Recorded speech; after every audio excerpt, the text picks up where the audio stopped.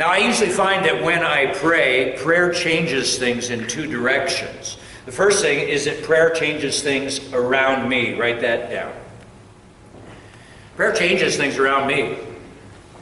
The book of James says that prayer has great power in its effects. Now, don't run away with this, because what's going to happen is you're going to go out and you're going to pray these prayers. You're going to say, Lord, I'm going to school today. Give me opportunities to share my faith. Help me to have boldness. Speak clearly. You're going to go and talk to some friends at the locker room, and they're going to make fun of you, or they're going to beat you up, or you're going to start talking and words won't come out of your lips. It'll be gravel. You ever have that experience?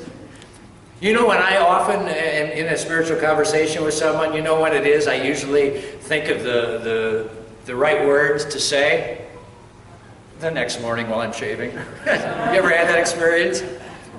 So you're going to have this experience and you're going to go, well, nuts to Pastor Bear. He's crazy. This prayer thing doesn't work. But the prayer is not magic. This is not in the name of Jesus. That's not what prayer is. In the book of Acts, all the time, if you read Acts, the people pray. They go out and share their faith, and, drum roll, they get arrested and thrown into jail. They pray, they share their faith, and a mob arises and chases them out of town. They don't sit there and say, well, prayer doesn't work. Evangelism is like what? Fishing. How many of you are fishermen here? Is this how fishing works? Get out of your car, walk down to the lake, throw in your pole, catch a fish. Is that how it works? The Bible compares evangelism also to farming. How many of you are gardening? We only have 2 gardeners in the church. Wow. 3. You can see how it's going to go, and we want flowers planted here. You plant your garden. How many of you go out the next morning? Oh, that didn't work. Anybody? This isn't Jack and the Beanstalk. In fact, gardening is a great illustration for what happens when we'll talk about reaching out to people.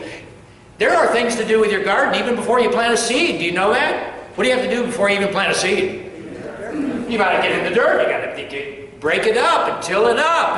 And that might be your assignment. One day you're talking to someone at one of the restaurants, you meet a neighbor, and your job that day is not to shove the Bible down their throat. Your job is simply to befriend them, to work on the friendship, the relationship, so that you earn the trust to be able to speak into their life a little later. That might be your assignment. And if somebody else comes along and they get to plant the seed, and I've seen this all the time as a pastor, how this happens. One person sows the seed, then another person comes along later, and they do a little weeding. Another person comes along later, they add a little fertilizer. And then someone comes along much later down the road, and they share Jesus, and guess what? They get saved. And everyone goes, oh, that person's got the gift of evangelism. Look at what happened all of a sudden. It wasn't all of a sudden. It was because God's people were faithfully sowing seeds. And so that's the takeaway in this. Don't say to yourself, prayer doesn't work. Sow your seeds. Talk about the Lord your love with people. Be respectful. Be prayerful. Be discerning. One thing is for sure. You can take this to the bank. If no seeds get sown, if nobody from this church goes out there and talks about Jesus with your family, your friends, your neighbors, sow no seeds, guess what you won't get? There'll be no harvest. Things will just go from bad to worse with your family, with your friends, with your town, with your culture. I think that's one of the things that's going on in America today is we stopped reaching a generation ago. Letting the pastor do it, letting the church do it. We'll just do these great programs and they'll come, and we stop talking. And we're paying the price for that culturally today. Let's start sowing seeds. Let's start praying.